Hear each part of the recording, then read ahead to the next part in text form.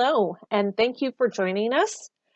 This is a recorded webinar that we are highlighting the revisions made to the 2022-2023 ECEAP performance standards.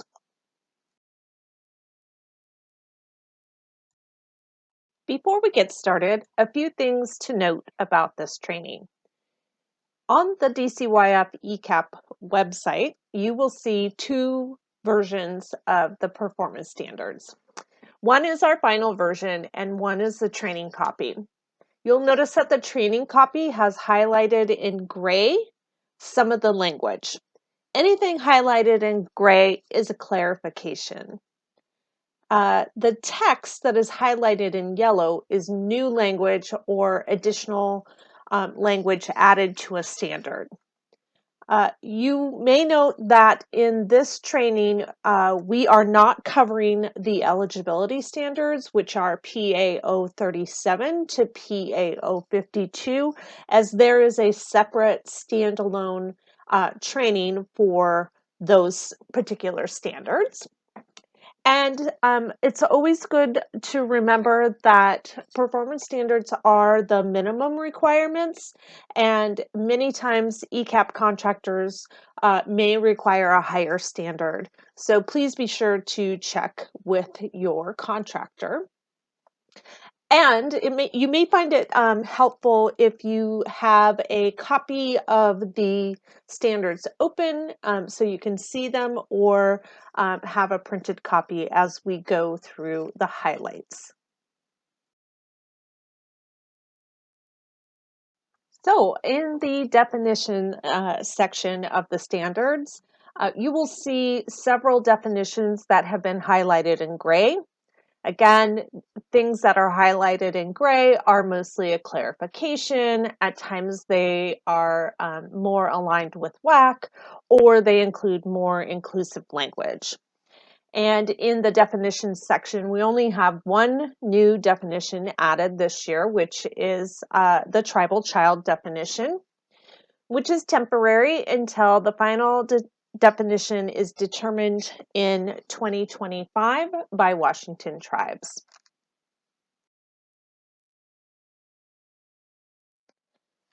The next revision you'll see is FEP 5, Family Support Visit Content. Previously, we only had 3 dates here, which were November 30th, mid-year check-in of March 31st, and June 30th for the post-assessment. Because of performance-based contracting, we had to add language here and get very specific about when children are enrolling mid-year.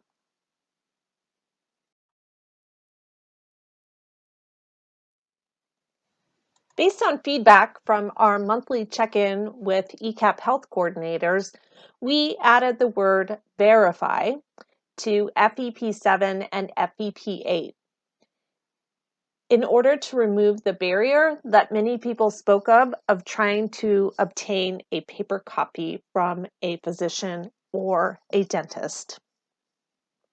This new wording allows contractors to look at electronic copies, such as MyCharts, as a way of verifying completion on dental and well child exams. You will also see this language repeated again in PAO 10, Health Records, 1F and 1G. That also now has been changed to verification.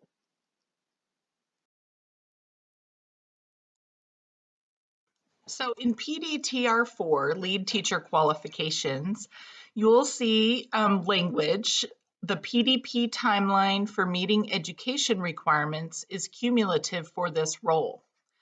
This language was added in the standards to make this more clearly understood in the staff qualifications. You will also see the same sentence under PDTR6, Assistant Teacher Qualifications, and in PDTR 15, Family Support Staff Qualifications. In Bullet 3, you will see language changed from 3 weeks to 2 weeks for the substitute to begin their PDP process. This change puts our ECEAP standard here in alignment with the WAC.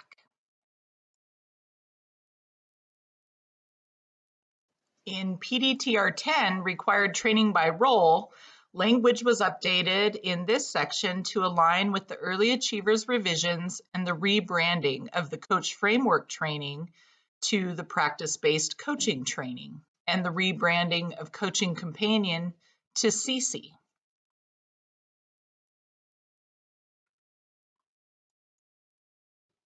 PDTR 13, college credit, has been removed from the ECEAP performance standards as it is obsolete and no longer relevant. Work will happen next year to renumber the standards accordingly.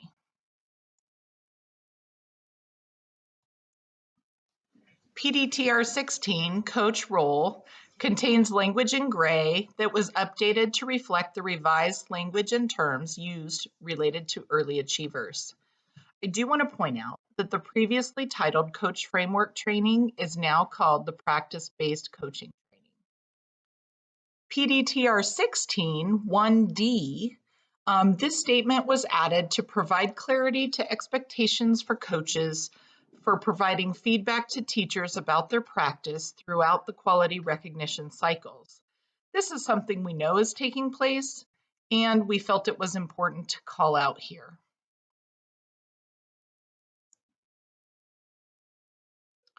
So in the environment section, you will see that additional language was added to these standards to be specific that materials and equipment used must affirm and represent children in the environment, as well as include display that is representative of the children.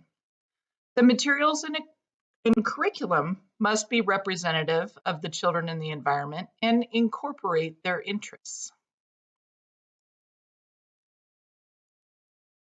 Similar to the environment section, language was added to IC8 and IC9 to provide clarity around planning nutritional and physical activities that are respectful and affirming of children's abilities and families' culture, and establishing a climate that is affirming of children's developing identity.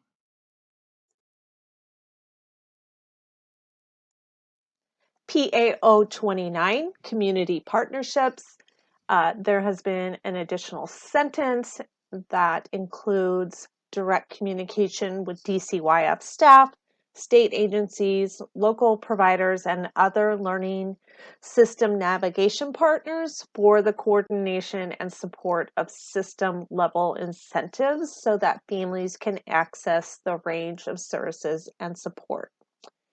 And then in 1D, contractors must involve partners in planning for children with disabilities, and there's an addition of including inclusive classrooms, and also the addition of early learning system integration efforts, such as coordinated recruitment and the enrollment or offerings of inclusive classrooms. Just a reminder that the recruitment, eligibility, and enrollment section of the standards does have its own specific training due to all of the changes from the Fair Start for Kids Act. That training you can find on the DCYF ECEAP website under the Recruitment, Eligibility, and Enrollment tab.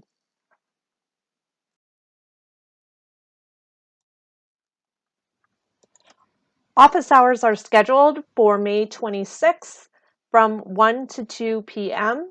via Zoom. This is an opportunity to do a Q&A session with all of you live. The link is in the slide.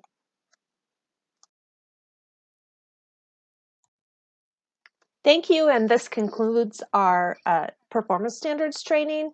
If you have any questions about the updated standards, please follow your contractor's protocol to reach out to your assigned CQI specialist.